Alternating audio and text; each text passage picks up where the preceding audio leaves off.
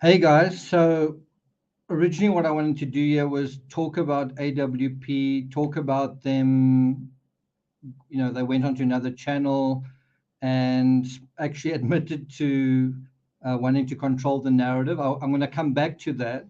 Before I get to that, I want to talk about something else. I opened up YouTube. I was looking at what some other creators have been saying in light of the fact that Jaggar's alibi has now been confirmed, it's been verified. And so, does that change anything? And so, you sort of wonder if you've been pushing the foul play narrative, does this affect your story, right?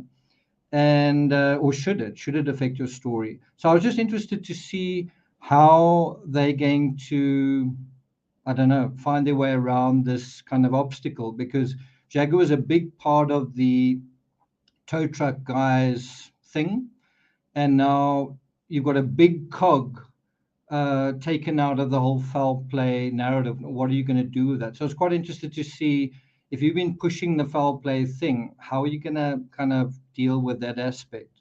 And so within the first 7 minutes of a particular channel, there was this return to the foul play narrative. And so first of all, acknowledging that Jaggar's been cleared, and then going back to law enforcement search and kind of saying, how did they miss the vehicle? If there were so many people searching, if they were right there, how on earth did they miss anything? And that's the part I kind of want to respond to right here. Because it's sort of glossed over, and then it's like, well, the only way they could have missed the vehicle is if the vehicle was never there. If the vehicle was brought there later on.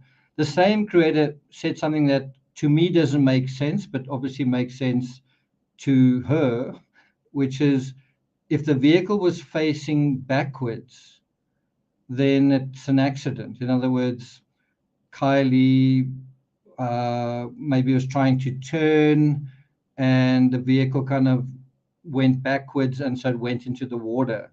So if it went in like that, then it's an accident, which seemed a little bit like kind of acknowledging, I suppose, there could be an accident. The thing is, I don't think the vehicle went in backwards, and also I don't think that shows that it's. To me, it's the opposite. It's more like an accident if she drove straight into the water. So I don't really understand that argument, but anyway, that's the argument. Now I want to address, and I'm going to bring this slide up here.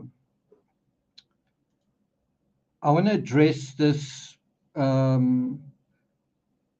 statement that was made that, like, how could they miss everything if they were right there? And I actually wrote down what she said. She said, how did they miss the vehicle if they were searching in the right spot? But they weren't searching in the right spot, right?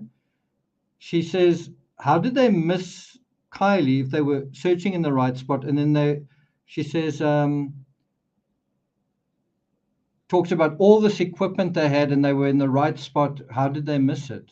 And then she says, well, the only way is if the car was never there. No, the other way is if hi Amy, if they weren't searching in the right spot, you wouldn't find the car. Not if the car wasn't there and it came later, right? So if you look at this image, let me bring it up a bit better.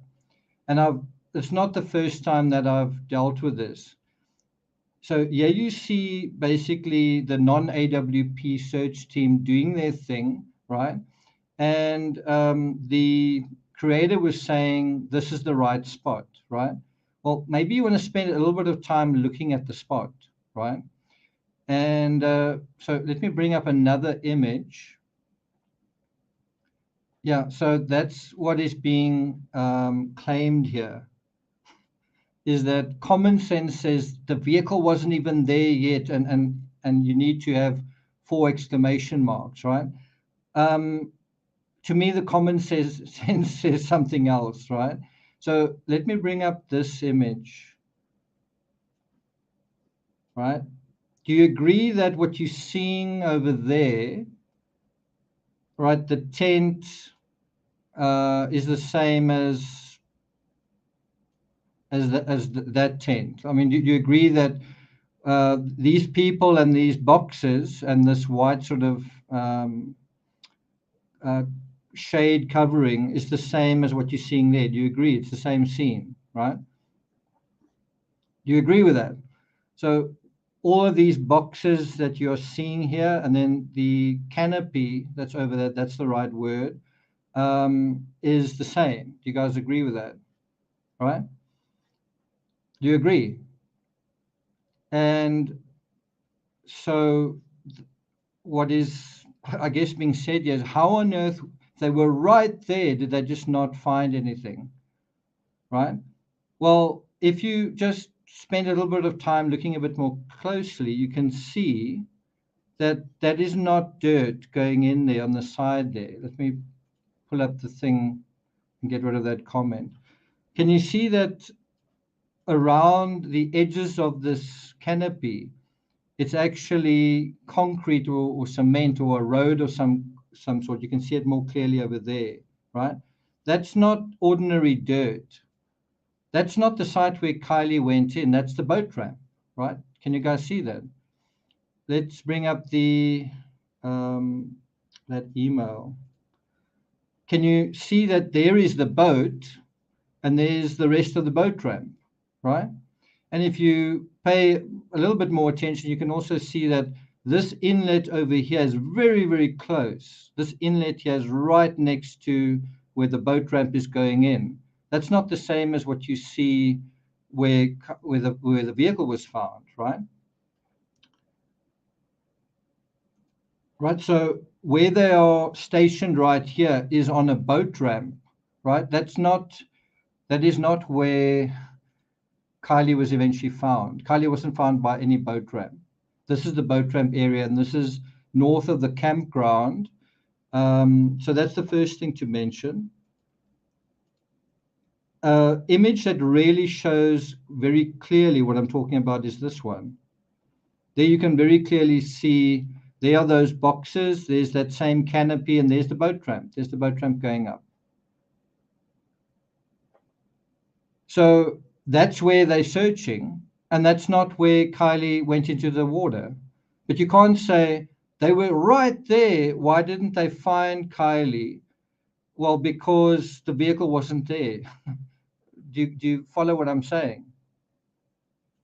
Yeah, this is a boat ramp going up here. I'm going to show you guys a map in a moment, exactly where this boat ramp is. But this is where law enforcement started their search. And this is also where AWP started their search at Prosser Lake. One boat went in here the one way, and the other boat went in here the other way. Nick Rinn went in here as well, and then he went towards the site where the ping was, right? Okay, so let me show you guys another image. So there it is again. There's the boat, there's the ramp, there's the tent, right? This is not where Kylie's vehicle was found. So to say, wow, there were all these people, why didn't they not find the vehicle? Because they were looking in the wrong place, not because the vehicle wasn't there. So let's have a look at a map, and incredibly, the map gets it wrong as well, right? So the map says this is the area searched by the cops, right? That's the area searched by the cops. Let's bring that up, right? And there you can see there's the boat ramp going in there, and even after the vehicle was found, they actually get it wrong, and they say that's where the vehicle was found, right? And that's not where the vehicle was found. The vehicle was actually found over there in that area. So the reason law enforcement couldn't find the vehicle was, number one, they concentrated their search in the wrong area. As I say, this is the same area where AWP went in and started their search, where they parked their RV in the beginning, right? And Jaggar, I think, went this way, and Nick went this way, and then down there, right? And that is actually where this is not a boat ramp over here. This is where the Kylie's vehicle went in, right? So what I'm trying to say is to make the sort of biggish claim, you say law enforcement had all of these resources, all of these people, and they were searching right there. And the fact that they couldn't find the vehicle when they were searching right there means that the vehicle wasn't there. The vehicle came there later on. In other words, the whole tow truck guy thing. The vehicle was brought there later on. So once again, it sort of reinforces this foul play narrative, but it's based on a distortion, right? I don't know whether the creator knows this or just made a mistake, but the area that they're searching isn't the right area. So that's one of the reasons why they didn't find it there. I do think if you take that question on its own merits and you say, had they looked in the right area, would they have found the vehicle? And the answer may be no, because maybe they underestimated how far the vehicle went in. I think a lot of us were surprised, wow, the vehicle went quite far into the water. I was certainly one of those who was surprised. But that doesn't mean the vehicle wasn't there. It simply means you didn't see it, although it was there, or you were looking in the wrong place, right? Show the map. Okay. Here's the map again. So that is the area searched by the cops. And bear in mind that this is current to the time that the vehicle was actually found. So the reporter actually got this wrong. So this is not the area searched by the cops before Kylie's vehicle was found. It's up until the time Kylie's vehicle was found, right? And I don't think that this is the only area they searched. I think it's just the area they concentrated most of their resources on. Again, there was an assumption that the party was somewhere over here, right? And that was a wrong assumption. It was an assumption we made on this channel. And it turned out the party was actually more like this area here. And that is why Kylie drove here, went the wrong way, and went in that way, right? But anyway, this is where AWP actually found the vehicle. And this is where the cops searched by this boat ramp area, right? So you can make the argument, you can say, wow, there were so many people searching, and there were, right? There were so many people searching, but it doesn't matter how hard you search an area. If you're searching the wrong area, it's not really going to help. That's what they were doing. They were searching the boat ramp area, probably because some people there weren't locals and they didn't realize there were other direct access points to the reservoir, right? There's another image just showing how many people were there and who were involved. Yeah, you can see them sort of going in. And here is another image kind of in that area. This is another map showing police activity somewhere else, presuming this is accurate. That's where I think Kylie went in. The boat ramp, I think, is somewhere there, but it looks like there was some police activity there, unless it's referring to that point there. I'm not sure if it's the green dot or over there. If it's here, it's still not close enough to where it needed to be, which is there. Should have been there. It's hard to tell what this map's really saying. That map seems to indicate somewhere here. But you can clearly see the base of operations look like they may have put a, what's it called? Is it an ROV, remote operated vehicle, submersible, went in over here. This is also where the sheriff's boat went in. This is a more sort of a clearer map that shows it. There's the boat launch ramp. And that is where Kylie went in. And it just seems like, have people still not looked at a map and understood what is really going on here? So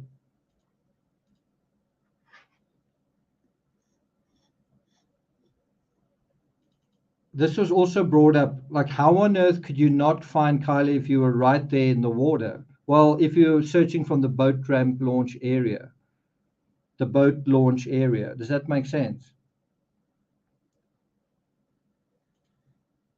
The part that I don't understand is if the ping was where the ping was, why on earth wouldn't you start your ping there, right? If the ping was over here, right, and that's where the ping was, why wouldn't you start your search right here? Why would you start the search there? And I suspect that they assumed that the party was somewhere here, and so the ping being here was just like doesn't really mean anything, when it did. Right, the right way to have searched for Kylie, in hindsight, was from this point where the ping is. And I think they said something like the ping seemed to be half in water, half out. Who knows whether that ping went off at the moment, almost the moment Kylie went into the water, almost Kylie reaching out, using Snap Map to say, "Come and find me here." Who knows? Who knows whether that was the intention? Because it seemed to be a Snapchat related ping. And law enforcement thought it doesn't make sense that the ping is half in the water, half out. The problem with a lot of these maps are as the water level rises and drops, it sometimes shows that you're in water when you're not. I've gone for walks and for jogs along the beach, and it shows that I'm in the water, and obviously I'm not. But that's how the mapping software works. Yeah, so that is definitely a possibility. And if Kylie did try to make contact, um, you would assume that she then had her phone with her. That's another thing that we don't know for sure is where is Kylie's phone? I would say that if we don't know where her phone is, I think that's a sign of that would be a sign of foul play. But there doesn't seem to be any appeal from law enforcement saying anything about we are still looking for her phone. Can you help us find her phone? Uh, Cicilina, you're up early. Good morning from California. Drinking my coffee and listening before work. Okay. So I just wanted to deal with that aspect that you can't make the argument that they were looking for Kylie and how could they not find her? And the fact that they didn't find her was because the vehicle wasn't there. They were looking in the wrong area. That's why they couldn't find her. The vehicle was there all along. The other thing, and I unfortunately don't have a slide at hand to show it to you, but I do remember in AWP's footage, you could actually see algae on the back of the window. And I don't think that algae could have been there if the vehicle hadn't been there for an extended period of time, right? There were also fish swimming around in the footage, which also seems to show the fish knew that something was there for some time. And besides all of that, the description of poor Kylie herself um, suggests that she'd been in the water for a long time. Just the description about, I'm not going to repeat it here, but how she appeared. And then AWP themselves have said that they don't think the vehicle went in a lot later. I think it was Doug who said, we're not saying, I can't remember where. I think he said something like, I think he was asked by a guy called Tyler, did it look like the vehicle had been in the water for a long time or a short time? And I think the response was, we think that it was in the water for some time. So anyway, now I'm just saying there's a creator that's not seems to be saying the search couldn't find the vehicle because it wasn't in the water. She also dated the search as August 9th and I think August 13th. So really, did the vehicle go in the water after then? That's quite late. So did no one see the vehicle when it was going on? I don't want to give too much um, credit to conspiracy theories because then you start really thinking about them. But I did want to at least sort of raise that aspect. Now I want to talk about something else. Now I want to talk about something else. Um, It's really the interview AWP gave to the interview room on Sunday, and some of the comments that were made there. I just want to talk about them and share some of my thoughts about it, right? Yeah, AWP said, okay.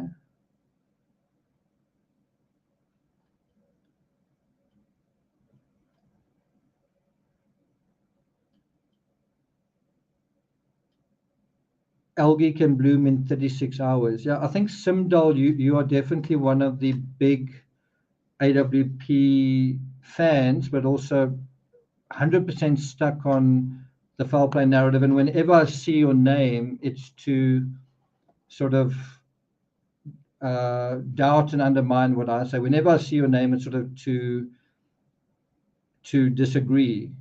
That's my experience, anyway. Unruffled says, "Do you still believe this was a drunken car accident?" Yes, I do.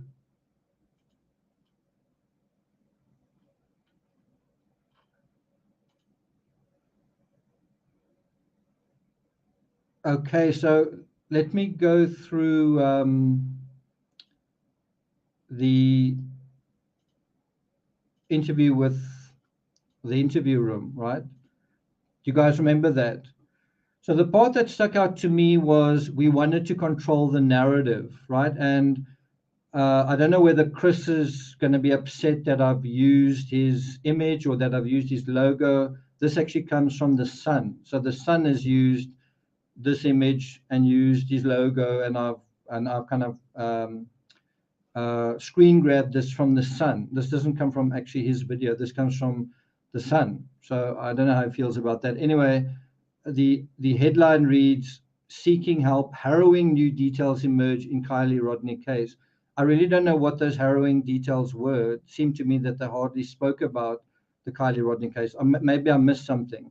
I didn't watch the whole thing, but what harrowing new details did come out?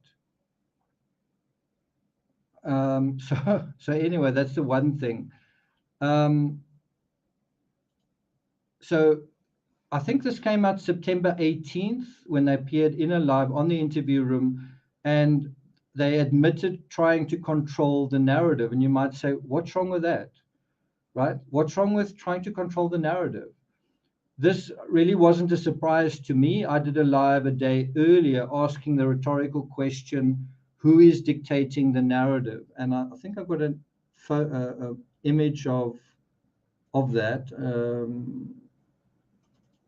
That was the cover.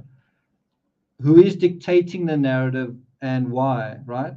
And you might say, dictating the narrative, controlling the narrative, what's the difference? But the word dictate was brought up by AWP. They said, tow truck guy is going to dictate the narrative going forward, right? And I think that has been kind of going on. I was quite surprised when AWP actually admitted trying to control the narrative, right? At about 19 minutes in their interview, and I did put a link in the description of this video so you can go and watch it yourself. The interview room spoke, so just before about the 20-minute mark, they spoke about shutting everyone's phone down. This is during the in situ phase of the search, right? Let's just bring that up a bit bigger. And so they shut everyone's phone down, and then they even took the phone from a New York Post reporter. And now the New York Post reporter's video footage shows the vehicle actually coming out. I think his name's Dan McKnight. Shows the vehicle actually coming out the reservoir, right? How it's being towed out. That was actually from the New York Post. That's some of the best video footage we saw. Of course, there was also footage from a helicopter that was showing a lot more detail as well.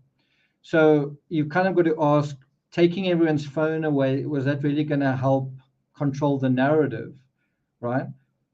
Shouldn't you take people's cameras away? Shouldn't you, So this was what he said at exactly 11 seconds past the 19 minutes mark, so 19:11. This is a verbatim quote. He said, "And so we were a lot quicker to make our announcements sooner than we normally do, because is it better for us to control the narrative on it rather than we know how news agencies don't always get it right?"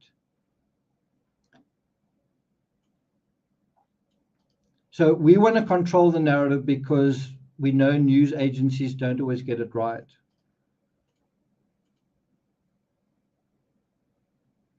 That's the part I want to kind of highlight. Now, if you think about what's just happened, we've just heard in the news via law enforcement that Jaggar has an alibi, right?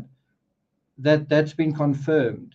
So shouldn't you say, well, we don't believe law enforcement, and the news agency that told that story is not believable either. So ergo, Jaggar doesn't have an alibi, right?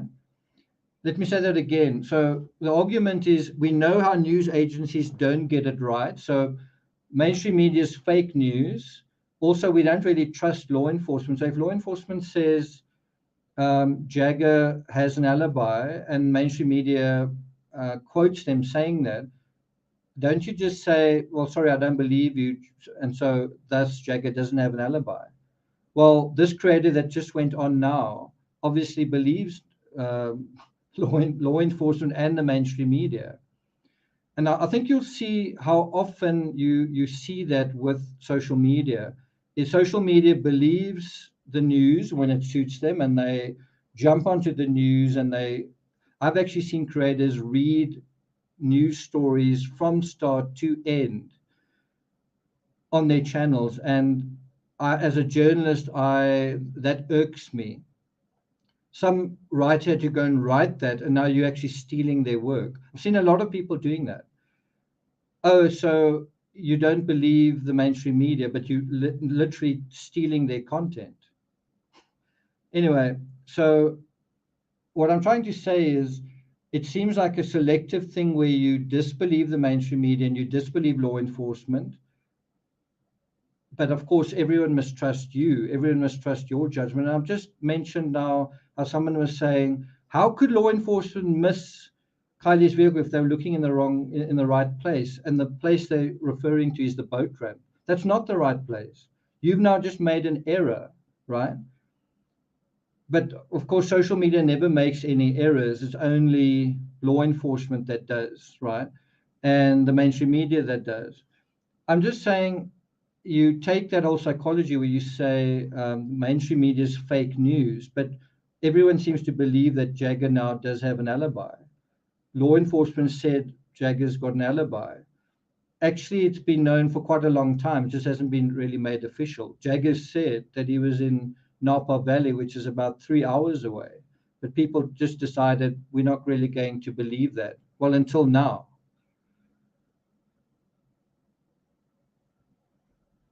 What's that? AWP did not say it was Jaggar.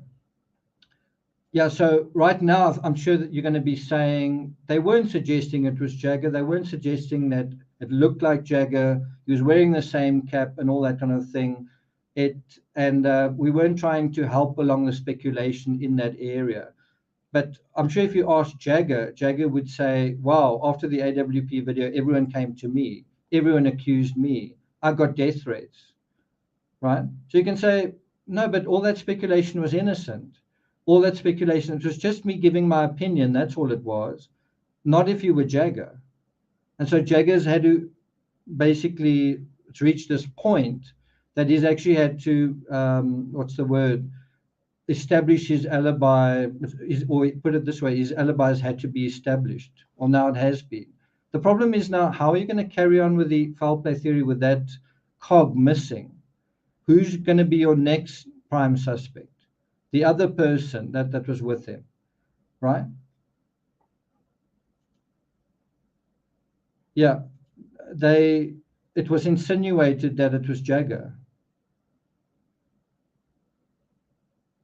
Yeah, so Cheryl says, um, I didn't know that. Unruffled says AWP did say someone we've seen on the news.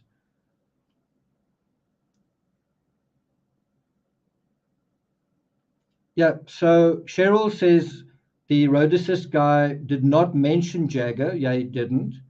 But he did give a description that just happened to fit with Jaggar. And people have done the rest. So do you think that that was done innocently? Do you think it was just a coincidence? Do you think it was, it's a question, do you think it was a coincidence or do you think something else? Because I'm talking about we want to control the narrative. What does that mean? And there's also been talking about dictating the narrative. We want the tow truck guy story to dictate the narrative. Well, hasn't that been exactly what has happened? And again, then you say, what's the harm in that? What's wrong with controlling a narrative or dictating the narrative, right? I think if you are Jaggar, you might see something wrong with it. So anyway, going back to what was said by AWP, they said, we were just quicker to make our announcements sooner than we normally do. Normally, meaning in cases that aren't high profile, that aren't currently the focus of an ongoing investigation. And then he said, is it better for us to control the narrative on it rather than we know how news agencies don't always get it right? Now, it actually sounds like he's not saying we controlling the narrative. He's saying, isn't it better for us to control the narrative? He's turning it into a question, right? So you might say, me saying, quote, we wanted to control the narrative is not true. They just said, isn't it better for us to control the narrative, question mark? In other words, we're playing with semantics here. So you might say they weren't controlling the narrative, they were just asking whether they should. But then you say, but have they controlled the narrative? Have they influenced the narrative? Is taking someone's phone away, a reporter's phone away, controlling the narrative? Because bear in mind, taking the reporter's phone away means the reporter can't tweet. The reporter is there to absorb the story, but he also can't break news on social media, right? So what could have gone wrong here if they didn't control the narrative, right? What could have gone wrong if they didn't control the narrative?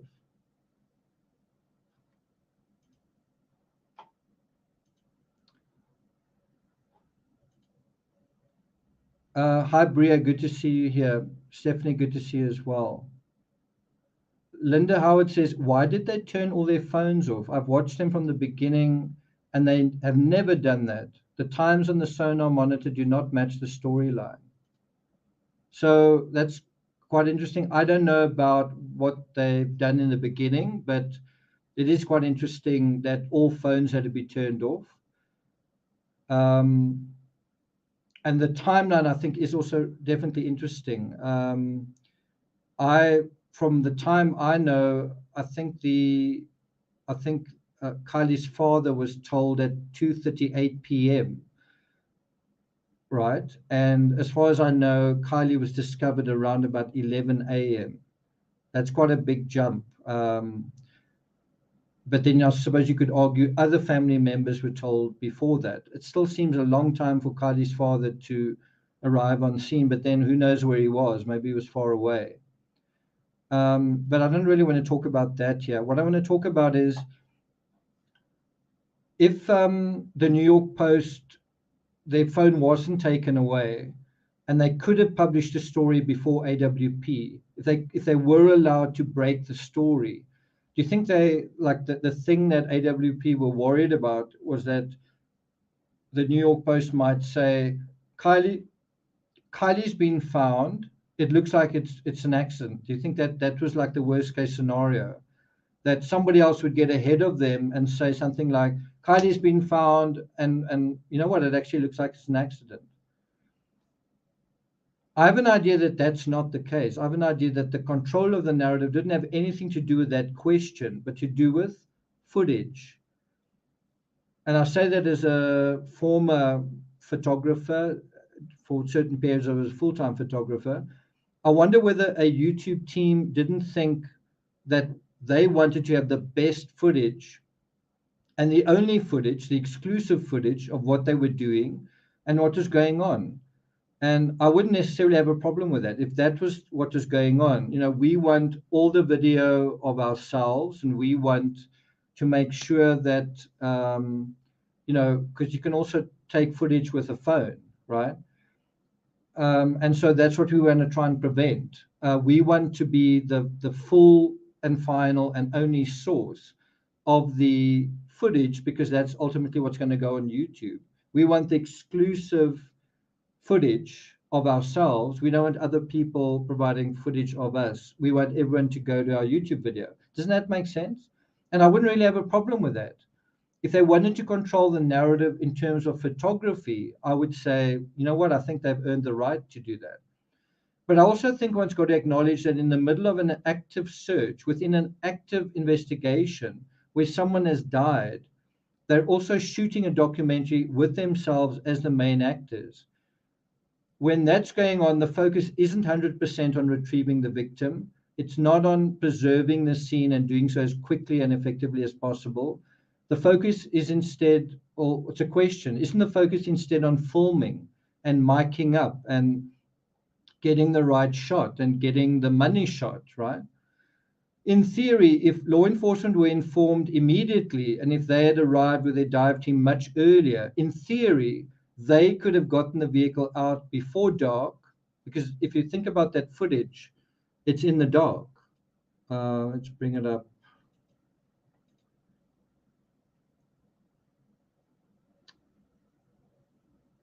For some reason, I didn't.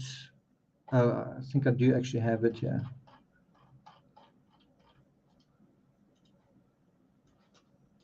Right, this comes from KCRA, and you can see by the time they actually get that vehicle out, it's so dark that the drone can, or whatever, I think it wasn't a drone, it was from a helicopter. It's struggling to actually see. It's actually struggling to see through this low light conditions, right? I've got another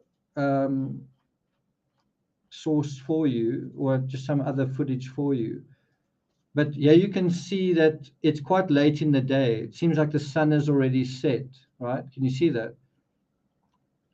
The sun's already gone down.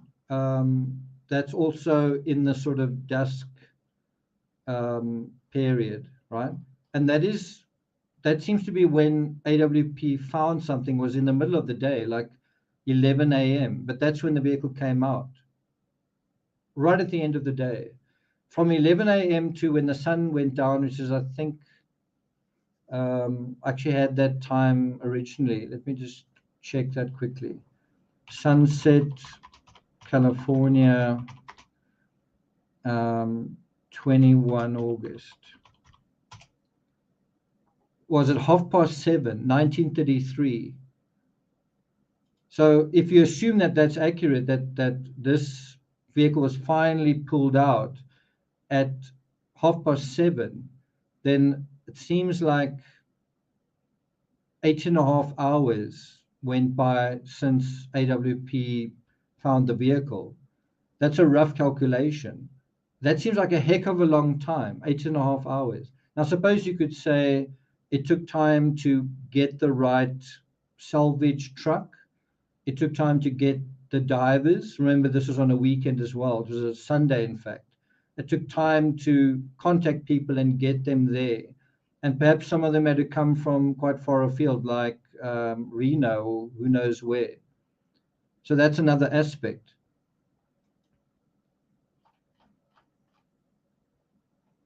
But what I'm trying to get at is one of the things you need to do when you come upon a crime scene, just kind of as law enforcement, is you need to kind of work quickly. You need to secure the scene. You need to photograph the scene. You need to document what's going on.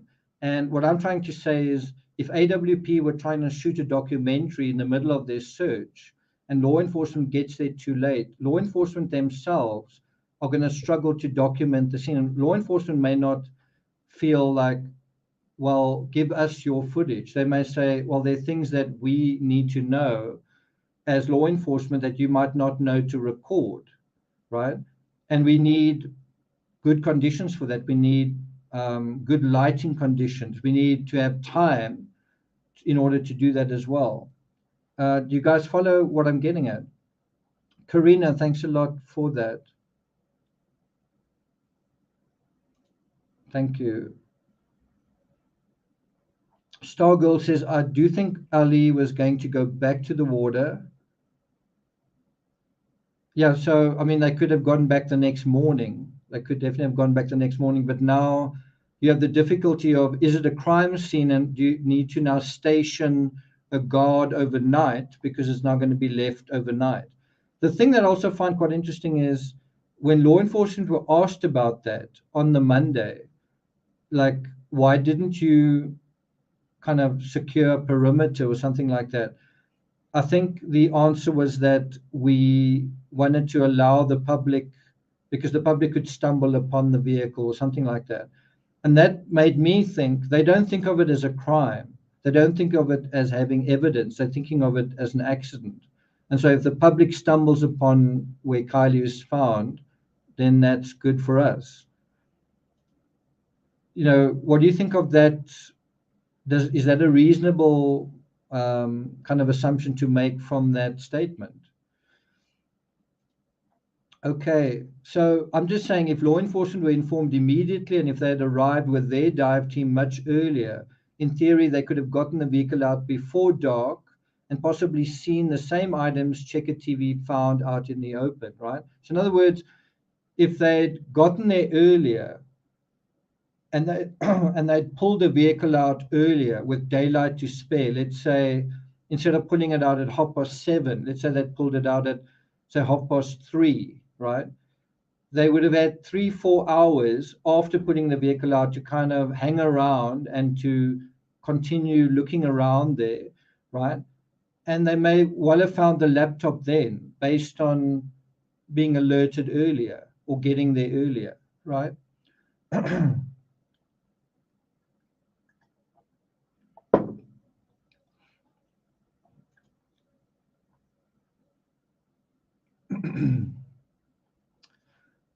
Neela says, in an open investigation, Ali should have had one officer with them. I think there was an officer, I mean, in AWP's video, there is an officer on scene quite early on. So it does seem like there was an officer in the area.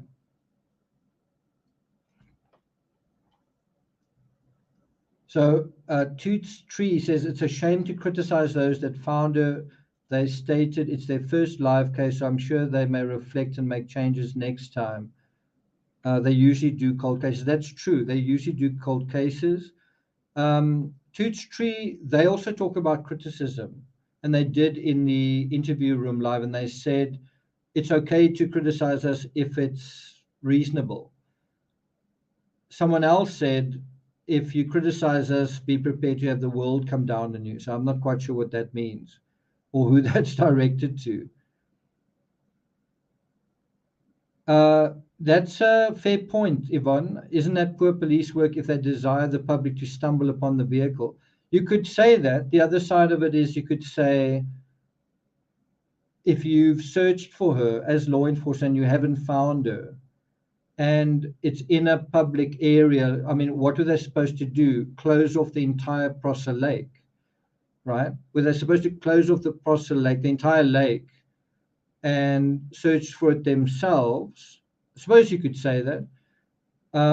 You could also say whenever a vehicle crashes, you should completely close off that road until you've finished your investigation. It's a little bit unreasonable, especially in a crash/accident scenario. Not everything is a crime scene that's got to be taped off, right?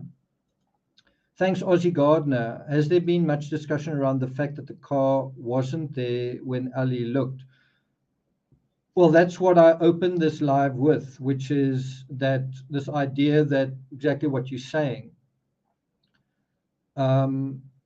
And I think the same applies with the laptop that was found. The laptop was there all along, and people simply didn't see it until the water receded somewhat, right? And people also assume that what was found, what people looked for something, and if you didn't find something, there was nothing to find. So that was even an assumption after AWP was there, was that, well, whatever has got to be found has been found. And it turned out that there was more to be found.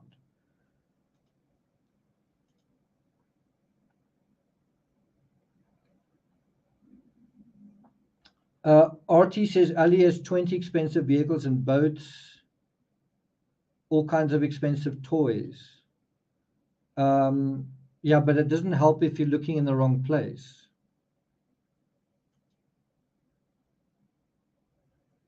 Yeah, that was quite interesting. That's also quite interesting.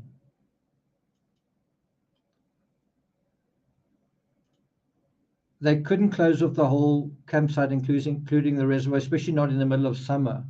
So the point I'm trying to make is, if law enforcement had been informed earlier, they could have documented the scene, but also they could have found a lot of that sort of detritus, the laptop, the bag, and so on, because part of what is necessary when you're doing a dive is visibility. You need good lighting, you need good ambient light. And I think because law enforcement got there relatively late, they couldn't see very well. Diving in opaque water when it's dark or getting dark is definitely a lot harder. But bear in mind, there's also sediment, than in the middle of the day when the sun's shining kind of from above. So I'm actually more concerned with this idea of controlling the narrative. AWP seemed the most concerned about the New York Post. Now think about it. What did the New York Post say when they said something? So this is actually the original article. It's from, you can't really see it. I'm not quite sure why it's so badly out of focus there, but it's from the 21st of August. I think the time there is 6:37 p.m., right? And, if AWP was concerned that the New York Post would get ahead of them, well, what ultimately did they say? Well, they basically gave, the story is about divers find body in overturned car, right? So it ended up being kind of advertising for AWP. AWP are mentioned in their article, right? So why should they be concerned about controlling the narrative? I mean, if anything, the mainstream media are going to blow oxygen and fuel the AWP story. And I think that's what they did. There've been almost no criticism of AWP from the mainstream media. So interestingly, this article from the New York Post makes no mention at all of foul play or accident. For them, the story is simply that Kylie was found. That's enough, right? So I find that really interesting. The very first mainstream media story that came out doesn't even bring up the question whether it's foul play or accident. The story is, we found Kylie, right? The story also repeats the idea that AWP found and verified the vehicle, found remains, and then called the family and the authorities. The word immediately is not used there. We know they did call the family. We know they did call their families. I just don't know whether it was immediately. It would be interesting to know when that was. Again, bear in mind, AWP aren't just there to search. They are there to make a documentary. That's their kind of priority. I think an open question is their priority first to find the victim or find the vehicle? And I would argue that it is, or it should be, always the priority to make a YouTube thing and make money out of that. I would hope that that's the second priority, that's sort of a byproduct. So, but let me just put that there. AWP aren't just there to search, they're there to make a documentary. This is where it gets a bit funny for me, is in the middle of your search, you kind of start filming. You kind of start photographing. You start getting your angles right. You start miking up in the middle of your search.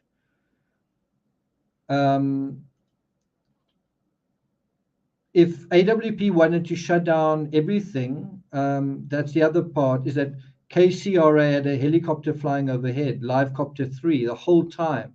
Interestingly, in their brief article with a link to the video, KCRA make no comment about foul play or accident either. So what I'm trying to get at here is that it doesn't seem like at any point that the mainstream media was trying to solve this case. The mainstream media was simply saying, this is what we're seeing. We see that looks like a vehicle. It looks like it's this or that, and it's quite far from shore.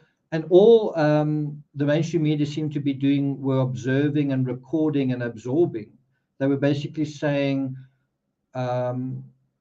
who is involved, what is going on, but they weren't trying to solve the case. They weren't trying to say accident or foul play. That's entirely absent from these narratives, from the mainstream media. So I don't think you could argue that the mainstream media are trying to control the narrative, that they're trying to make it accident or foul play. They weren't even doing that at all. The first time foul play really came up from the media was at the press conference, and not even at the beginning of the press conference. About 9 minutes into the press conference, someone said, do you think this is an accident or foul play? It wasn't the first question they asked. That's the next part I want to deal with. So that's the press conference on the 22nd.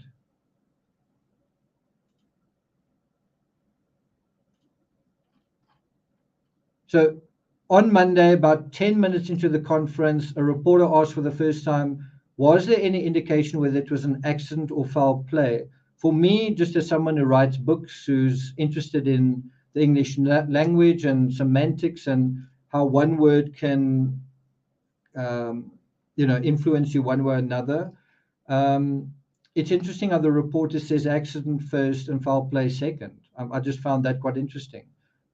She asked, was there any indication whether it was an accident or foul play?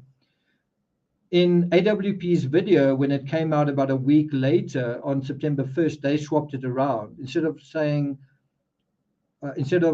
foul play, they said, is it murder? And they put murder first and accident second. So even AWP acknowledge that it could be an accident in their video. They say murder or accident question mark, but the word accident is there. That's why I find it so weird. If AWP, with their almost 3 million subscribers, can ask a question and have the word accident in their question, why is it such an anathema for somebody else to say, well, let's consider whether it could be an accident? Why is it such blasphemy to think about that when they're asking the same question in the title of their video?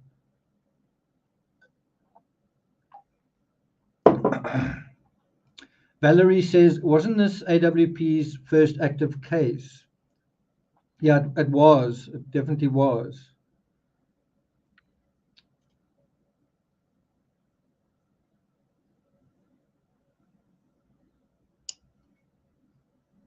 Okay.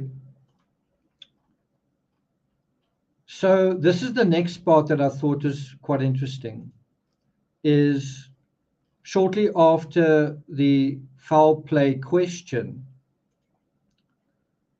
this guy came forward to address the question, to answer the question about how it's being investigated, right? I'm afraid I don't know his name. I've missed his name. I'm sure it's in the video. I put a link to the video in my description, but he does say he's from the California Highway Patrol, and you can see California Highway Patrol over there. I don't know whether you can see his name. Can't quite make out what his name is, but he's from the California Highway Patrol, right? And that should already tell you something. If law enforcement have just said that Jaggar is not a suspect, and that's been reported in the mainstream media, and you say, I accept that. Law enforcement don't see him as a suspect. Okay. Well, how are law enforcement, and what is law enforcement saying right from the beginning? How are we investigating this case? Social media will say we need to wait until the 1st of November to hear what they've decided. In the meantime, we're going to kind of come up with our theories, and we're going to speculate. And there's nothing wrong with speculating. We can share our opinions. But I do think you've got to read the tea leaves, and the tea leaves are, and sometimes you read them and they're wrong. For example, News Nation said, we expect, quoting law enforcement, we expect an update next week, which is this week. And I must have thought, if we don't hear anything on Wednesday, I don't think we're going to hear anything until like November. That's exactly what happened. I thought if we hear something, we'll hear something Wednesday. And then we did hear something Wednesday, which is to say we're not going to say anything right now. But they did say we are confirming that what was said about Jaggar, his alibi, is factual. They did say that. That was at least some progress.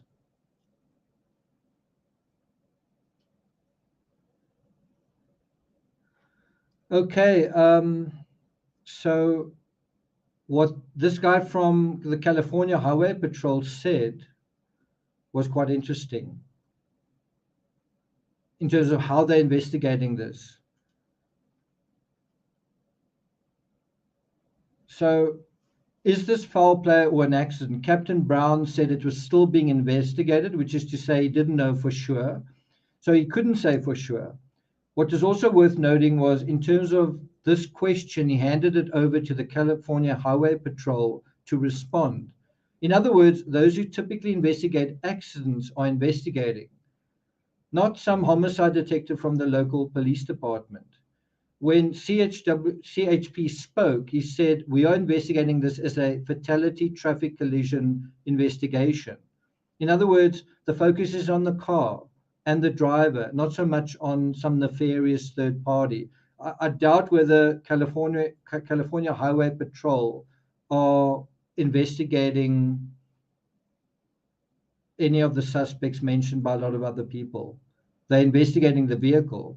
They're investigating the science of how the vehicle got into the reservoir. That's what they're investigating. CHP also spoke about utilizing resources to map and video the area. And I think this is likely in order to do a computer reconstruction. That I think was really interesting, to say we've mapped the area. We've also kind of done a scan. We've kind of got a three-dimensional map of the topography and the water level and everything. And we're going to use that in kind of our accident reconstruction, right? And I hope we see that. I don't know whether we will, but I hope we do see that.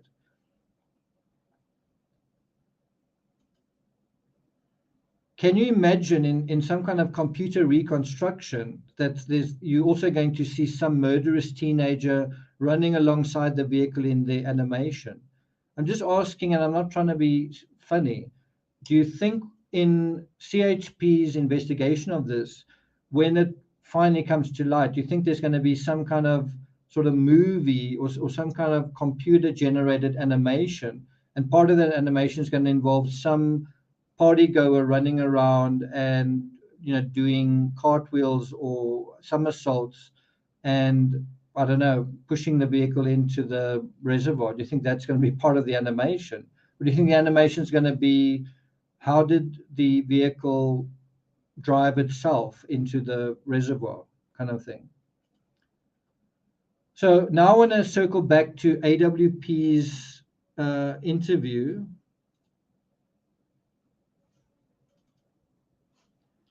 Right. And also backtrack slightly to a little earlier in that same interview, to about 8 minutes. At about 8 minutes, the host asks, just how are they doing? He asks AWP, how are you guys doing?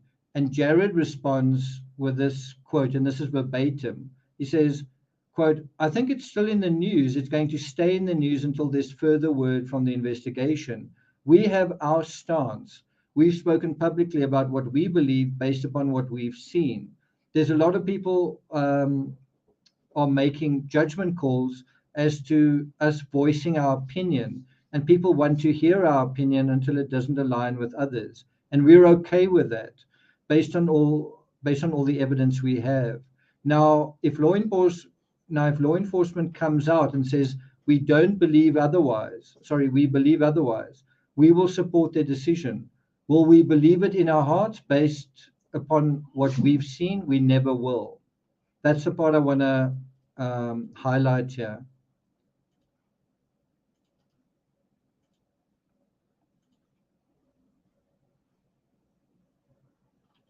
Let's just bring that up. So I'm not like quoting as a third party. He basically said this or that. This is verbatim what he said, and you can go to the video. It is at about 8 minutes.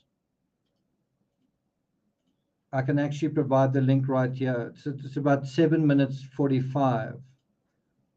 If you think I'm manufacturing it. So there's the link, but you can also go to the link that's in the description. And I'm sure many of you know this anyway. I'm sure you watched it. But he basically said, if law enforcement comes out and says, we believe otherwise, what is we believe otherwise? Well, AWP's opinion is that it's foul play. So if law enforcement says, we believe otherwise, in other words, we don't believe it's foul play, we believe it's an accident, we will support their decision, but we will believe in our hearts, but what we know, and what does he say? Based upon what we've seen, we never will.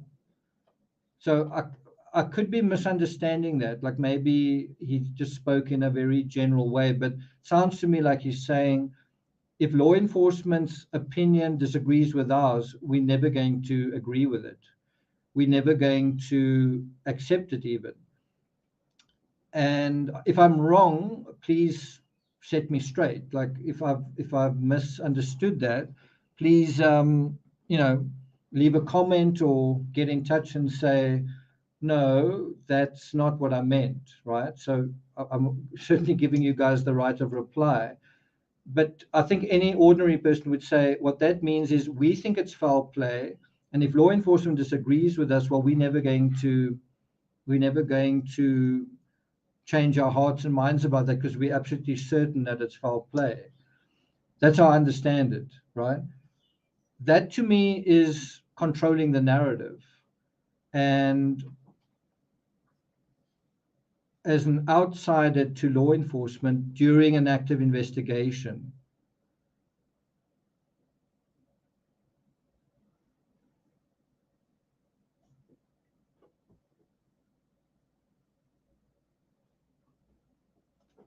so can you see this is a contest between AWP and law enforcement? So my dog wants to go for a walk. I'm not going to be here much longer.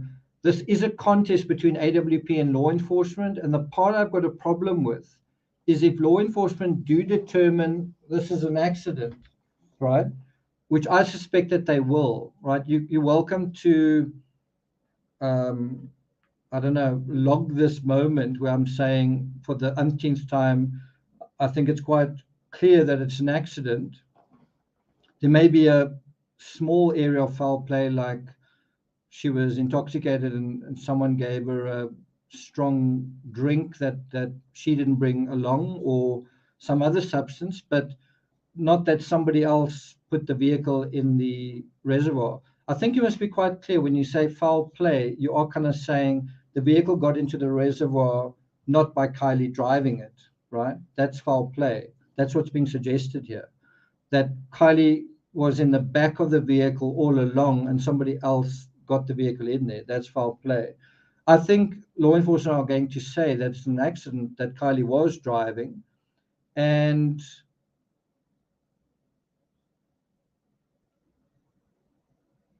if AWP then say, especially after that, we don't believe you and we never will. I'm talking about if at some point in the future, let's say the 1st of November, law enforcement make an announcement and they say, we believe this was an accident. If AWP then respond saying, we don't believe you and we never will, I think you've got to ask, so who really is in charge of the investigation? Who is in charge of this investigation? When AWP handed over the scene to law enforcement, did they really hand over the scene? I mean, if they are controlling the narrative, right? If they're controlling the narrative, have they really handed anything over? AWP also said they are simply innocently expressing their opinion, and what's wrong with that?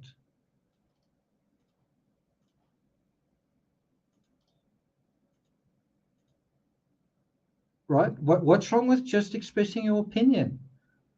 And a lot of true crime channels say the same thing. Guys, we're just speculating. What's wrong with that? What's wrong with just giving my opinion on something? I think it's foul play. I think Kylie was murdered. What's wrong with that? It's just my opinion. Why can't I say that? Don't I have the freedom of speech?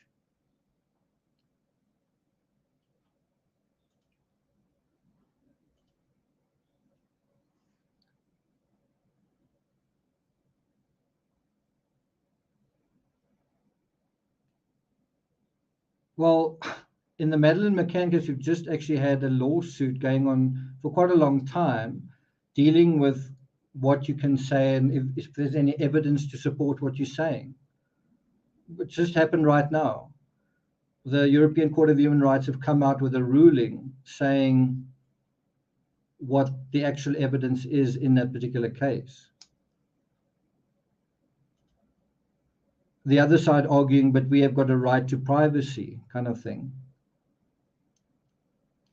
So can you simply express your opinion and there's nothing wrong with that? Well, another AWP member said something else on another channel. He said, if you criticize us, prepare to have the world come down on you. That doesn't sound like you're free to have a different opinion, does it? I mean, we just all sharing our opinion. Yeah, but if you criticize us, in other words, I've got a different opinion and ...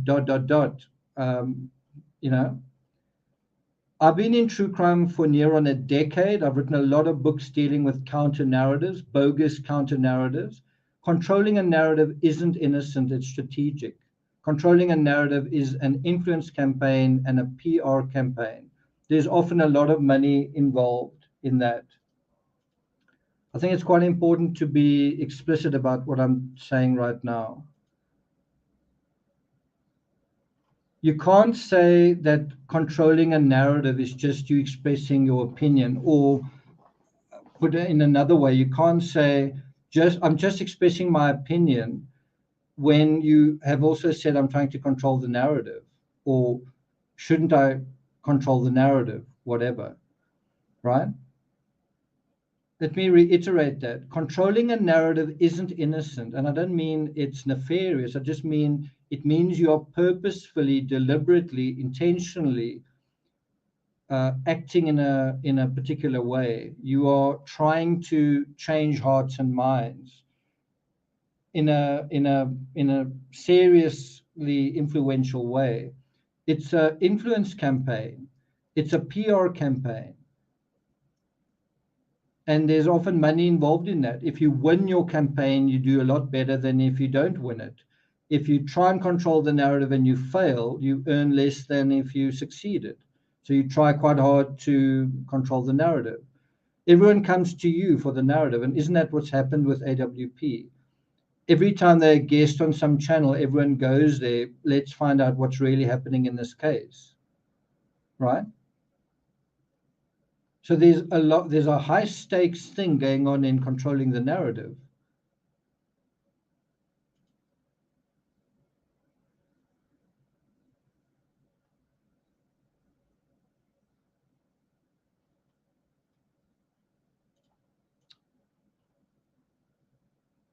AWP have gone on so many true crime channels, I've actually lost count. And it's not really to express their opinion, in my opinion.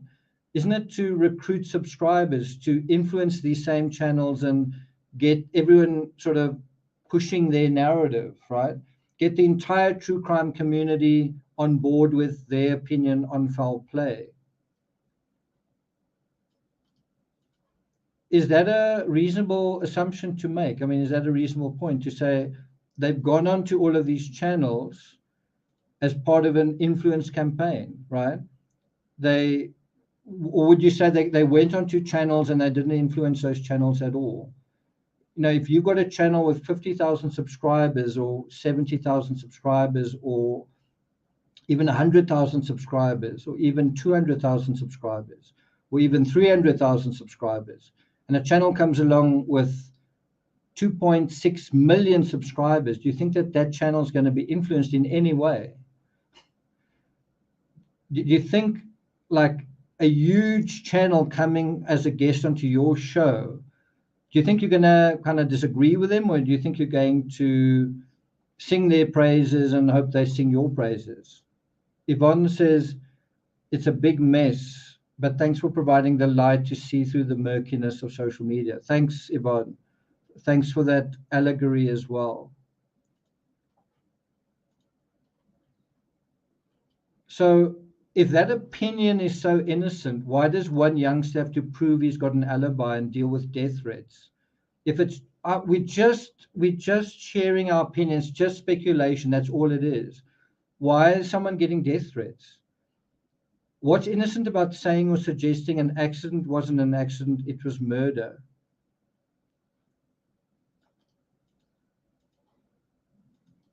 Seriously, it's a question, and please give me an answer. What's innocent about saying or suggesting an accident wasn't an accident, it was murder?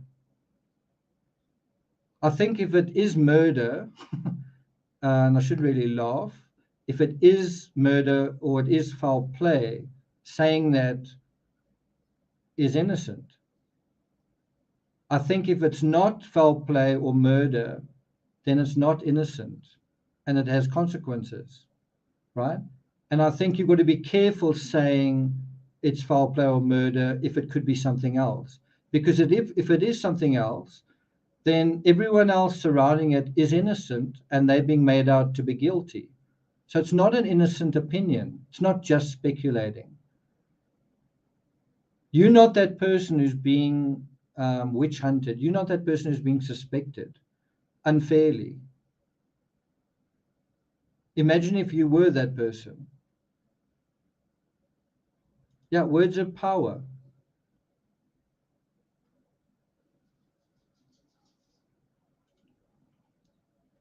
So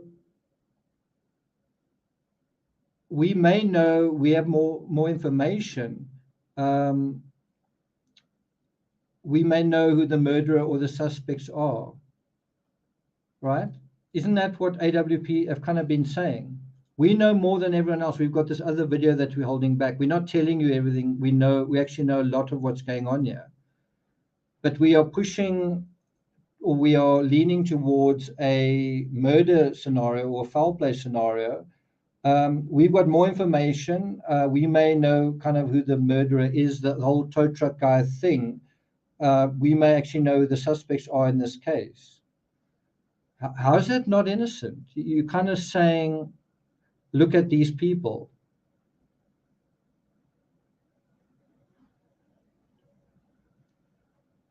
Yeah, I think that is, AWP are new to high profile true crime, and it could backfire.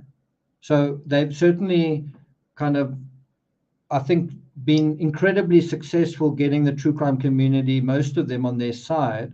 I think they've been incredibly successful, probably getting what they want, views, subscriber growth, to such an extent that they've been able to kind of diversify, hire. I think they are now, not sure, are there 2 or 3 AWP units now? I'm not 100% sure on that. as far as I know, there are at least 2 AWP units that have now come about, which shows that they're growing, that they're able to buy additional equipment and hire new people, right? But this is the first, in a way, jackpot, but it's also terrain that I think they're unfamiliar with. They are not true crime investigators, they're divers. They're not law enforcement, but they're kind of usurping the role of law enforcement. And obviously, if it turns out there was foul play and murder, then they will have earned a noddy badge more than the one they've already earned, and they have earned one from the true crime community. They actually solved this case like that. If they're right, if they're not right, then what? Then do you say, well, we're not going to believe you, and all our supporters aren't going to believe you anyway? That's when I start getting a bit uncomfortable.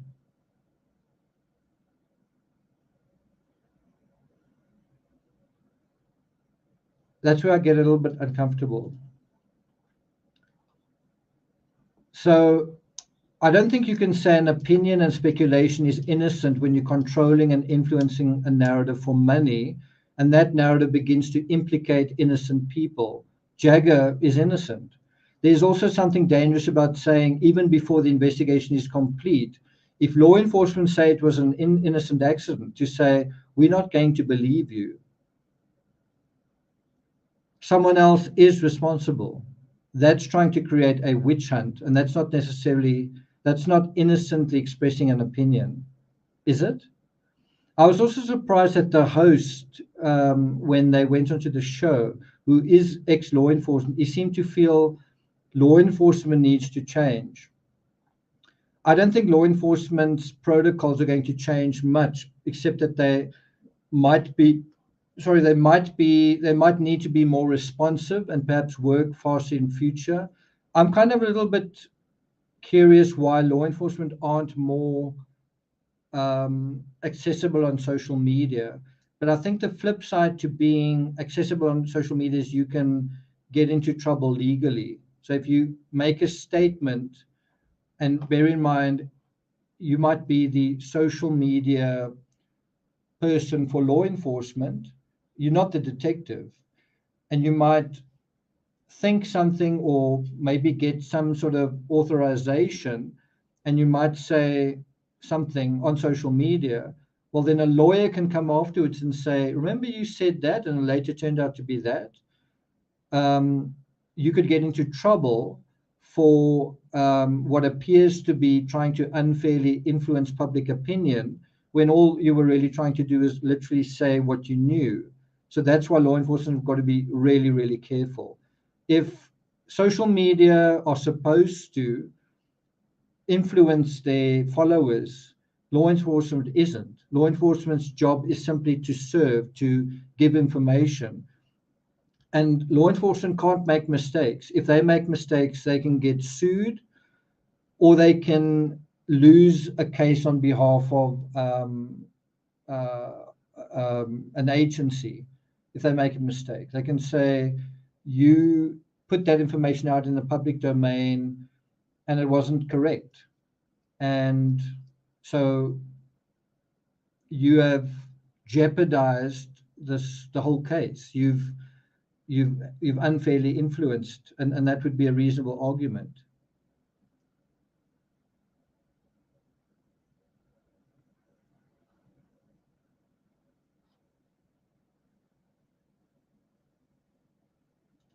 Someone says no one ever named names on the AWP recovery video. Yeah, I think that was being quite careful. Um, I think that was being quite careful. The question is, were suggestions made, and did people then run with those suggestions? And also, what was made subsequent in chats subsequent to that? If someone was asked, do you think that referred to Jaggar? Do you then say, no, I don't? Or do you say, no comment? Or do you say, you know what? There's still 90% of footage we haven't released yet.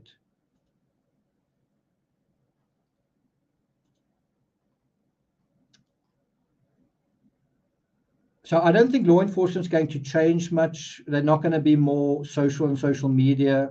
They might be a little bit more responsive. They might work a little bit faster in the future. But law enforcement have got certain protocols and procedures to follow that are set in law. I don't think that's going to change. Unlike fake crime and social media, law enforcement aren't trying to win popularity contests or film themselves while investigating in order to win a noddy badge or a pot of gold at the end of the rainbow afterwards. No matter what happens, law enforcement earn a salary. They don't get paid more if they find someone or less if they don't. They get paid kind of for doing their job. If they fail, they get paid. If they succeed, they get paid the same. The point of police body cam is also to protect the officers, not to have a glory sort of documentary where they come out as the hero afterwards. The point of police body cam is actually to protect the officers, to make sure that protocols are followed, are recorded, so that criminals can't claim something wasn't done when it was, such as the reading of Miranda rights. So the last thing I want to say is, well, instead of me saying it, let me ask a question. Do you think law enforcement needs to be trusted? Do you think law enforcement needs to be trusted? And let me narrow that question down to the Kylie Rodney case, right? Forget about everything else you know or think. Do you think in the Kylie Rodney case, it's important that law enforcement is trustworthy?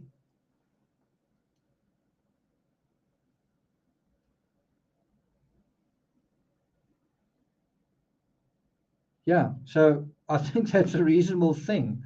Why is it important that law enforcement be trusted here? Because teenagers may have been doing illegal things, and illegal thing isn't murder or abductions or the worst things you can think of. It's things that you did when you were a teenager, underage drinking, taking drugs, things that are happening all the time, things that are technically illegal, but things that nevertheless take place. So you've got this legally sensitive situation where the thing that we're all concerned about is this 16-year-old that's gone missing. We can't find her. You guys were there. We're aware that you may have been doing something that you shouldn't have been doing, but you know what? That's okay. It's sort of not okay, but right now our priority is to find Kylie. So if you were doing those things, okay, we might turn a blind eye. Probably we will turn a blind eye. Trust us, we will turn a blind eye. But tell us what happened to Kylie. But now everyone else is saying don't trust law enforcement.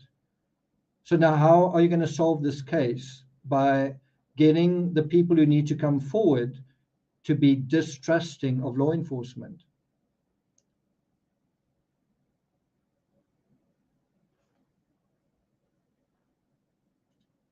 So I'm not saying just trust law enforcement. The other side is law enforcement need to be trustworthy. That's the other side of it. But it also doesn't help trying to make the distrust of law enforcement worse by saying, whatever you decide is the outcome of this case, we're not going to believe you. Or, sorry, if your opinion,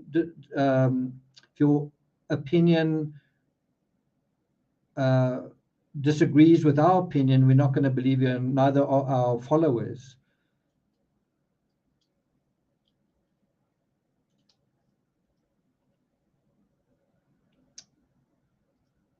From my end, it looks like all the foul play narrative has achieved is create distrust. It's turned 400 teenagers who've just graduated into suspects. They want to go and live their lives and go out into the world. And I think it's taught them to be suspicious and paranoid about what's going on in the world and don't trust anybody.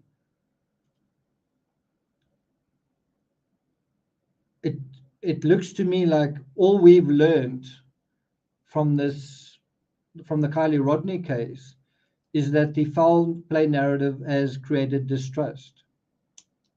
And you might not care about that if you're a creator covering this. In fact, you might say, yeah, so there's a murderer out there, we need to find them, right? But if you're on the other side of the equation and you're law enforcement, or you're one of these teenagers, or you're from Kylie's family, how's that going to feel? I mean, you've got to live in that community in Truckee, dealing with that distrust. You've got to live there and deal with law enforcement and hope that they're going to help you when you call 911.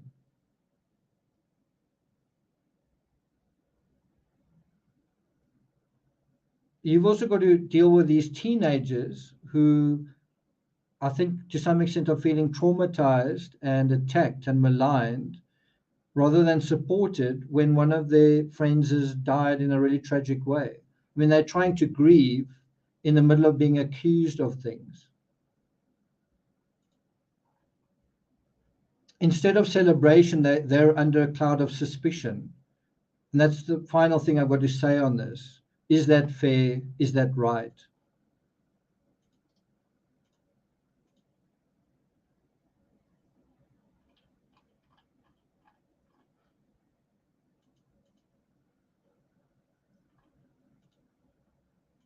What do you guys say? Instead of celebration, they're under a cloud of suspicion. Is that fair? Is that right?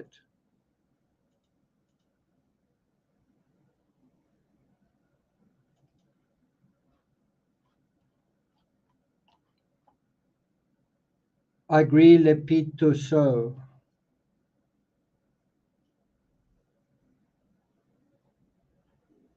So I must commend law enforcement for at least addressing the Jaggar alibi thing, because that I think has taken a weight off his shoulders. Another question is, what's fake crime going to do now? They're going to try and find another suspect.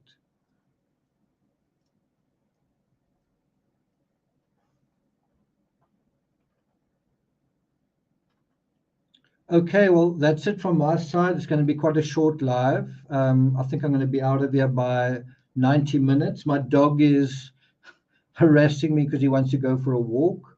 So I think I'm going to do that. For those interested in the Madeleine McCann case, I'm probably going to do a follow-up video, basically dealing with the British mainstream media and the fact that I think they owe the Portuguese detective an apology for what they've been saying. So look out for that. I found quite a funny way of opening that particular thing. So I'm gonna. It comes from a fish called Wanda, where Ordo says apologize, and that's kind of what the British media I think need to do. We'll see. We'll see whether that actually happens. I doubt whether it will.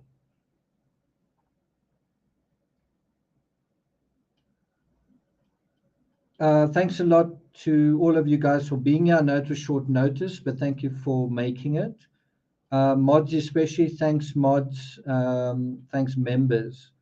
It's good to see a couple of new faces here as well. I must say I appreciate you guys who don't know me, maybe don't even like me, but nevertheless being civil in chat. I appreciate that. It's encouraging when you disagree in a not necessarily a kind way, but in a without being unnecessarily nasty. Put it that way. Yeah, it is a great movie, isn't it? Thanks for keeping it real. That's what we try and do at this channel. Julianne, the scene I'm talking about is where the guys held out the window upside down, and he said, "You know, will you apologize?" And then he makes this incredible apology, like absolutely unreserved apology. Don't know if you remember that scene.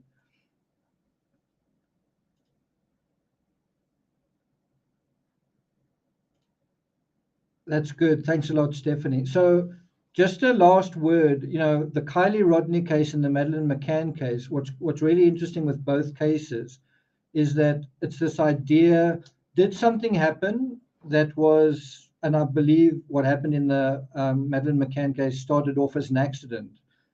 I don't. There are a lot of people who think her parents killed her. I don't believe that that's the case. But then something happened after that that wasn't maybe necessarily completely innocent or seemed a bit strange. So basically, I think there was an accident in both cases, whereas the counter narrative in both these cases is that there was something far more nefarious going on. So in Kylie Rodney's case, somebody murdered her and covered it up. I don't think that's the case. In the Madeleine McCann case, that some pedophile abductor took her and did something, but she's still out there somewhere. She's actually still out there, but was abducted. So, in other words, you've got two narratives, and public relations have put the one narrative out there in, to me, a way that's prominent but artificial, in a way that that narrative wouldn't otherwise have been there. And that narrative doesn't deserve to be there. That narrative doesn't make any sense. In the Madeleine McCann case, this idea that Madeleine is still alive, to me, is just ridiculous. When Cadaver Dog signaled to her, not to her, signaled inside the McCann apartment in, I think, end of July, August 2007. So for 15 years, you could say that trying to investigate Madeleine is still missing just doesn't make any sense. The same thing, is that going to happen here in the Kylie Rodney case, where they say it's an accident, and then people say, no, no, no, somebody killed her and the killer's on the loose, and we're going to continue investigating that for months and months and years. I hope that that's not going to be the case. I hope the PR and the control of this narrative is not going to leave this foul narrative, this foul legacy to this case that doesn't need to be there. Do you see where I'm coming from? Do you see how both these cases are kind of similar in that respect? Valerie has been following you since the Gabby's case. John, good to have had you here. Thanks a lot. Yeah, Timmy does want to go walking. So Kai Cat, I'm late, just rolled out of bed. Well, I'm out of here. Thanks a lot for being here, guys. For those who gave super chats, appreciate it. Take care and stay safe, and I'll see you guys next time.